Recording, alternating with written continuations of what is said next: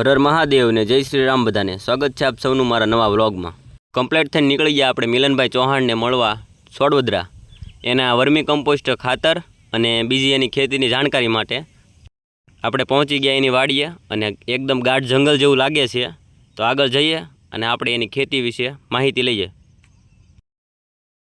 આપણે પહોંચી ગયા મિલનભાઈ ચૌહાણની વાડીએ। આપણે એને કોઈ દી મળ્યા નથી, પણ જો કે ઇન્સ્ટામાંથી ફેન થઈ ગયા છે ને ફ્રેન્ડી હારા બની ગયા છે। તો આપણે એની વાડીમાં જોઈશું કે કઈ રીતના ખેતી કરે છે અને કઈ રીતના બધા પાક ઉગાવે છે।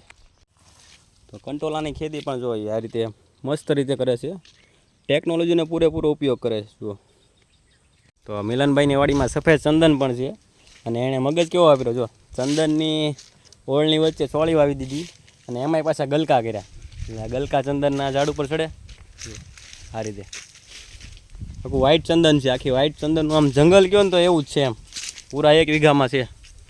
જો આ રીતે આખું છે।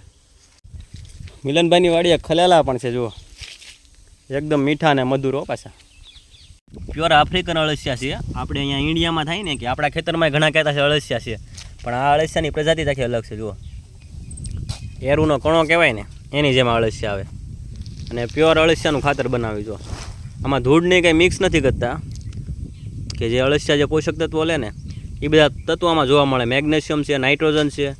વ્લોગ્સ તો બહુ મોટો છે અને આપણો આખો વ્લોગ્સ બપોરે 12 વાગ્યા પછી આવશે અને બહુ મજા આવશે અને યુટ્યુબમાં પણ છે, તમે જોઈ લેજો। બધાને જય જવાન જય કિસાન।